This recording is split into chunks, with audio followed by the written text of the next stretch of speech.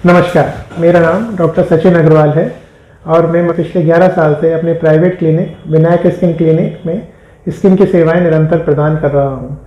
आज का टॉपिक हम लोगों के लिए एक्ने है या कील मुहासे हैं। अमूमन ये एक एज ग्रुप रिलेटेड दिक्कत नॉर्मली रहती है, एडोलसेंट से लेके और यूथ तक। अमूमन नॉर्मल क्राइटेरिया पीरियड रहता है जिसमें ये होती है, ठीक होती है, दोबारा भी हो सकती है। ये एक नॉर्मल बात हुई। अब ये दिक्कत कई बार इतनी वेरी करती है कि उसे सिंपल एक्ने कहें, एक्ने वल्गैरिस, या कई बार वो एक्ने उससे बढ़ के नोडुलोसिस्टिक एक्ने हो जाती हैं जिसमें दाने से बढ़ के गांठें बन जाती हैं। कई बार एक्ने फल्मिनेंस हो जाता है जिसमें पस भी पड़ जाता है। कई बार एक्ने किलॉइडालिस हो जाता है जिसमें पस के साथ साथ गांठें, और ऐसी गांठें जिसमें पस नहीं भी है लेकिन वो रिजॉल्व नहीं हो पाती हैं।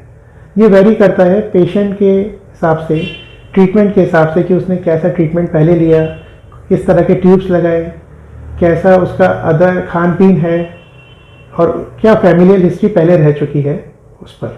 तो नॉर्मल एक्ने हैं उनके लिए सलाह की ज़रूरत है, ज़्यादा है तो अभी सलाह लेनी चाहिए। पेशेंट इन केसेस में भी शुरुआती दौर में ट्यूब्स मेडिकल से लेके लगाते हैं, जो कॉमन ट्यूब्स जिनको नाम में नहीं दे सकते लेकिन वो स्टेरॉइड ट्यूब होते हैं जिनसे एक्ने सप्रेस हो जाते हैं, ख़त्म नहीं होते हैं, और स्टेरॉइड के लगने से वो दोबारा फिर फ्लेयर होते हैं जैसे स्टेरॉइड का इफेक्ट कम होता है। स्टेरॉइड के साइड इफेक्ट के हिसाब से स्किन सेंसिटिव होने लगती है, रेड हो सकती है, फेशियल हेयर्स आ जाते हैं। तो पेशेंट इसको समझ नहीं पाते हैं, वो सिर्फ एक्ने के लिए उन ट्यूबों का इस्तेमाल करते हैं। कई बार स्किन सेंसिटिव होती है तो उसमें खुजली होती है, तो भी एक्ने खत्म होने के बाद वही ट्यूब खुजली में भी काम करने लगते हैं कि उससे इरिटेशन में आराम मिल जाता है। तो लंबे समय तक पेशेंट स्टेरॉइड यूज़ करते रहते हैं, कई बार इसमें साल भी कम पड़ जाते हैं।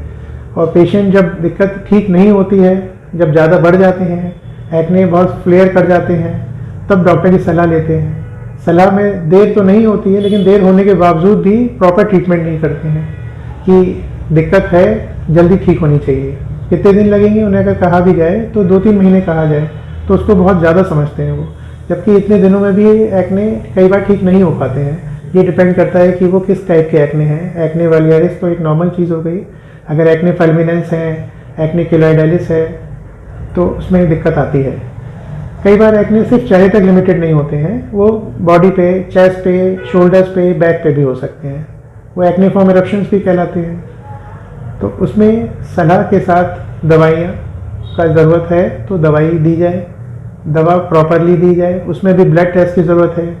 मेल पेशेंट है, फीमेल पेशेंट है, कई बार एक्ने फीमेल पेशेंट्स में मेंस्ट्रुअल हिस्ट्री से भी डिपेंड करते हैं कि अगर मेंस्ट्रुअल हिस्ट्री प्रॉपर है, दिक्कत है, उससे बढ़ सकते हैं। खान पीन की शैली है, अगर वो डिस्टर्ब है, पेशेंट का वेट ज़्यादा है, कोई को एग्जिस्टिंग कंडीशन कम एज में ही डायबिटीज़ की है तो ज़्यादा हो सकता है, कोई हार्मोनल दिक्कत है फीमेल के लिए तो एक्ने फ्लेयर कर सकते हैं। तो उसके लिए एक प्रॉपर सलाह डॉक्टर से लेनी चाहिए। डॉक्टर को दिखा के ये असेस किया जाए कि आपका एक्ने है, किस वजह से है, वो एक एज भी है, साथ में को एग्जिस्टिंग कंडीशंस कि आपने उसके लिए क्या इस्तेमाल किया, कोई और दवाई किसी चीज़ की चल रही है, ये पता रहे। प्रॉपर चेकअप हो, उसको समझाया जाए कि आपको अपना इलाज संपूर्ण रूप से कराना है, एक प्रॉपर ड्यूरेशन के लिए दवाई लें, ब्लड की जाँचें कराएँ। फीमेल पेशेंट है तो उनके लिए अलग थोड़ा सा डिफरेंट हो जाता है। अगर वो एज ग्रुप उनका फर्टाइल एज है, शादी हो चुकी है, तो उसमें दवाइयों का रूप अलग हो जाता है। तो उसके लिए एक स्किन स्पेशलिस्ट से सलाह ज़रूर लें। सलाह के साथ साथ अपने खान पीन की बात अगर हम शॉर्ट में कहें तो खाने पीने में पानी का इस्तेमाल अच्छे से करें, हरी सब्जी और फल खाएं, निरंतर व्यायाम करें। तो आपसे गुजारिश है कि अपने डॉक्टर की सलाह से दवाई का इस्तेमाल करके अपनी बीमारी को ठीक करें।